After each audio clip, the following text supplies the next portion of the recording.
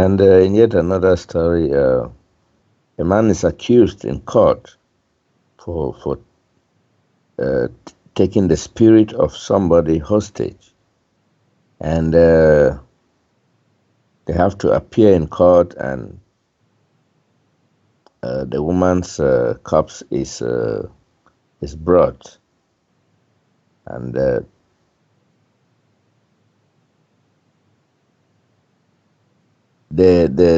is it called? Can we say the presiding magistrate actually tells this man on pain of imprisonment, immediate imprisonment, to bring back this woman's spirit uh, from where he's hiding it.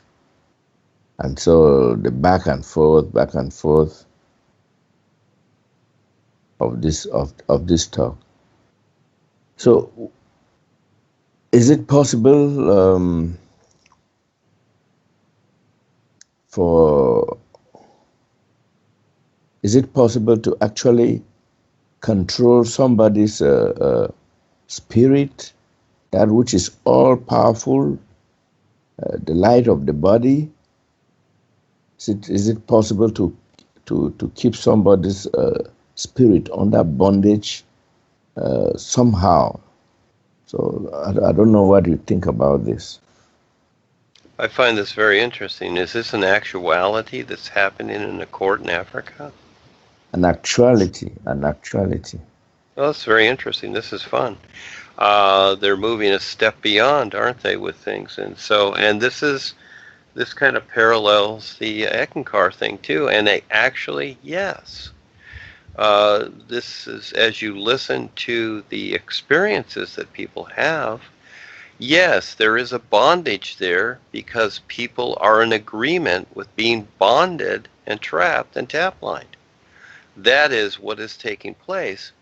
See, again, look at the world. We're being marketed to think that this world is more important than the isness life is. And so people are agreeing to it, and they're agreeing to the unconscious control, allowing others to do it. Just the God idea is an example, which has been around all the time. When people are praying and worshiping to a God, what they're doing is they're agreeing to be bonded, you see? And the monetary system is a really good example of slavery. It is promoted as something beneficial, and people chase it. They want money, they want a better lifestyle, but it is actually bondage. The people, the individuals that created the monetary system, they created it for one purpose only, and that was to enslave everybody, to where they think that, we can exchange money now and blah, blah, blah. We don't have to trade or do all these things. Well, that's fine. It doesn't really matter. It's how you use the money and the idea behind it. But the creators of the money, their idea behind creating the money was so that they could, again, they're creating it. They get others to agree. And what everybody doesn't see is that they think this is a good idea. Most people think it's a good idea because you can see everybody chasing it. From everything that's going on in the world, it's all about money. That comes first. Oh, I need money for this. I need money to do that, whatever. Yeah, like me, pay the rent or invest in stocks or buy my car. Yeah, we need money to do all these things. Actually, we don't. But it's an agreement that's taken place. And actually, the idea of money is to steal a person's labor, because they have to go out and work for that money. And what do? They put it back in the system. And those that created the money, well, see, they can create as much as they want, so they get what they want built without providing their labor. They just create the money so they can have their buildings and their palaces and their airplanes and their armies. They just print the money, and today it's all computer money. All they do is push a button, it's in the bank, and then they transfer it to some other bank or to the military bases and say, okay, let's build more tanks and bombs and whatever. See, just a push of a button to them. But everybody else has to labor. It's their life and their labor that they're providing And so this is all enslavement, is what it is. And so, yes, it's all around, Charles. It's actually all around, but it's become, a defined standard that, oh, this is how things are. Just like the chemtrails in the sky and the HARP and the vaccines and the GMO food, it's all become a standard. It's all become a standard to where everything's poisoned, and it's like, okay. And yeah, this is the agreed upon bondage and slavery. It's the same thing that's happening in that little courtroom, and many, many like it. But for the most part, the reality of it is not really presented and focused upon. You just got a lot of foo-foo stuff going on. And really, in the courtroom, it's not about even the laws they create, which are all restrictions, absolute all restrictions. No bird that exists needs the laws that man has made.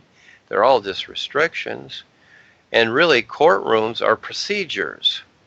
See, that's what they like to go upon as procedures. They create the laws for one reason, and that is actually the judges don't want to hear about the law, because that's not the idea. They didn't create the law so that they can hear about it. No, they created the laws to control others, and so they do courtroom procedures, and the laws only are according to those that are to be encumbered by them, not by those that created them. And so, yes, your question entails everything that we're experiencing here in creation, absolutely everything, because it's all about agreement. And look at what you're agreeing to, you see? Even though the system looks good and the monetary, you work. Why do you work? To make money. So you're chasing the money too. We all do chase the money, but it's waking up to this. So we are part of the system, which is okay. It's all okay. It's a hindrance, but realistically, those that are aware enough, they don't agree to it. Even though they do work the system, okay, we work within the system, it's not about our real awareness agreeing to it. So those that do, to where they see this is all there is, well, they have decided to hinder themselves with that agreement. So this is where little by little, as we wake up, eventually we can get to the point to where you don't need the monetary system, you don't need anything, and you can surpass creation altogether. So it's going through this process. But in the meantime, you see the world, it has decided to hinder itself. This is where it's unconsciously destroying itself. And again, the real side experiences that are showing up with people are awesome. And just even the one that yesterday, and I would suggest listening to the recording. And we've had it many, many times. We're being shown by the voice, Reeves are in the voice, what's going on, what's taking place, what's coming up. Because, see, they see the cause and effect of things. They see what's happening in creation. And this, again, is where I really suggest learn to recognize the isness, to where you really do recognize it. And it's not a belief. It has nothing to do with that. It's like, oh, I believe in the isness. No, it's not that. That's not recognition. And so, again, but the whole world is there, Charles. It's everywhere. Yeah, it's not just in that little courtroom process and the controlling of another individual. What there is some kind of agreement, and there's also unawareness. And most people will agree to anything because they're not aware of how things work. So this is where we, when you get up and start to really live your life and start to confront and look at everything that's taking place all of a sudden, because everything in creation is to spark your awareness. So even Hurricane Harvey that's going through, all those people, it's bad, it's disastrous, but it's a huge wake-up. It's all part of the wake-up because people are confronting themselves. This is what they don't see. When I see creation, I'm part of creation here too. I'm deciding certain things. I'm deciding the projects and many things. You see, and I have to face that too. I have to deal with that, and I'm willing to do it with what I've created. But the interesting thing is that what most people have created, they don't recognize what they're creating, and they're not interested in confronting it and waking up to what they're really doing. That becomes the difference. So they are the unconscious effect of what they are creating, and they're agreeing to things that really they want nothing to do with, especially when it comes around and it does become the effect. So yes, that's about everybody, isn't it? You observe, the religions or whatever that professes to link man with the beyond. You find that the proponents, those who come forward to uh, to to proclaim the messages from the beyond, uh, they all seem to be white people, and we even have in religion in Christianity where Jesus has to be painted, white in order to make the message authentic. Uh, and in some critical circles, this has been pointed out that Jesus was not actually white but black, or something like that, or brown, or whatever. And you see, and this ties with this general tendency of the message bringers, which are of a certain racial profile. Uh, Now, what I want to ask is there any connection between um, skin color and attaining some form of awareness or the highest awareness? So, is there any link between the color of the skin and that, and and entering into this awareness? Because if you look at the nature of awareness, it is such that you cannot see somebody walking on the street and you determine whether that person is aware or not aware. It is the, the, the messages or anything we receive from uh, the real side life is very subjective. So the question is, how would you know I don't know? And if I'm speaking a different language, or I'm in a different culture, how would you know I've not had these realizations? See, because even some bushman living in the Australian outback maybe has had some realizations which he's not equipped to bring forth in a manner that people will know. We have technology, and we have all that accompanies it for mass communication.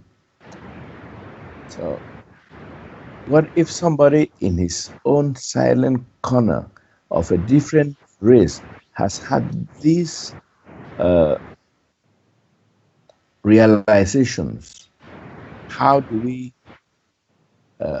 we then uh, address this kind of situation where we don't know whether others know what you are talking about?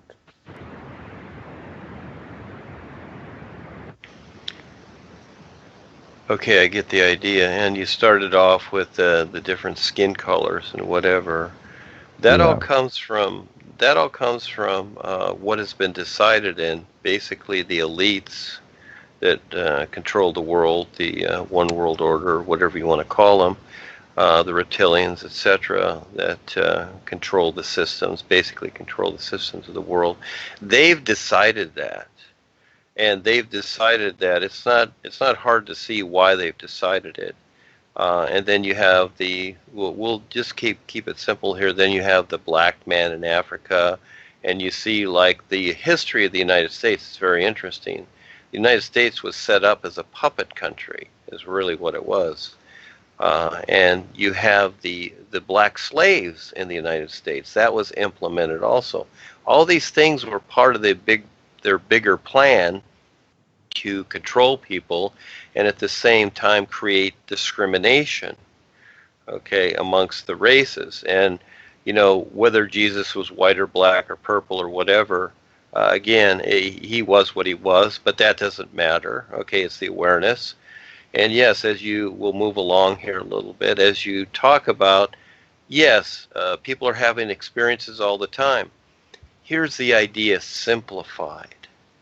And that is just like the sun shining on the earth. Okay, it shines for everybody. And so that's a demonstration of the isness that life is. It's available, the recognition is available to everybody. And just like all of us, from the natives in the Amazon to the natives in, Africa and the Congo and these so-called areas that you can't even find people, to the Aborigines in Australia, to anybody, to the businessman in New York and whatever. Everybody has an imagination, you see. That supersedes the mind altogether. But the decision to activate and how to utilize that imagination as, an intuitiveness, as an approach to learn to recognize this reality, that's a decision for each individual to make, you see? So it doesn't matter really.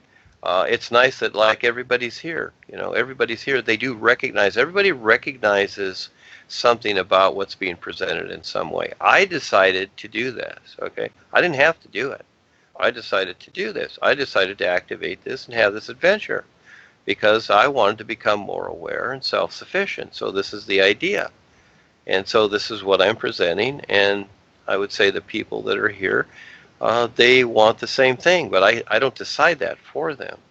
So yes, everybody, this is what's so cool about it, Charles, and that is that life it's already a completeness. And I'm letting people know that, all you have to do is learn to recognize it because it's available to everybody. But everybody's going to see it in their own way. And each person is going to decide how to activate it or not. That becomes the difference. Some people, they don't want to do that. They don't want to step out there, etc., and do that. Well, that's fine. Their experiences in their life and their recognition will be accordingly. So again, this is the era, which will only last so long, of the real risk taker. And this is a huge opportunity for people to do this, but if they choose not to, that's their choice. Life can only meet us halfway. This is real. So we can sit and beg life for things, but that's silly. That's like begging the air for something. This is the old God idea again. This is where, we talk about this, where, the Africans are looking for miracles from the boys and all this stuff. It's like begging the air. The reality is that each person can do whatever they want and have everything that they want once they simply recognize it. It's already available. This is what's so cool about life. This is what we're waking up to. But it takes time. It's not going to be an overnight process.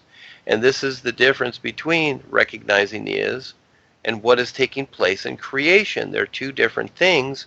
You don't mix them together. You do, but you don't. Again, this is part of the process of you becoming aware and recognizing this. So, yeah, I would say there's people having experiences all the time. And maybe even more so, I would say more so than me or anybody or whatever. They're all around, but they're deciding to do what they do. And maybe that, yes, they're having them. And actually, Darwin Harold's a good example. They had experiences, many experiences on the real side with the boys, even in the real universes. They touched upon these things and saw certain things, but they didn't recognize it. And they demonstrated and they decided to do what they did according to what they see. You see, would it make sense that, if Harry's really who he says he is, that he's doing what he's doing? You see, it's really a demonstration. You see any of the boys doing what he's doing? No, because they see what's going on. They recognize what makes sense. And so, again, it's only the people that step forward. That becomes the difference. And this is a privilege to do this and to stand real with the boys. So, again, it's choice. Everybody has the possibility to do this. It's available. And the hints are given. All life can do is hint at us. But we take the initiative, just like you.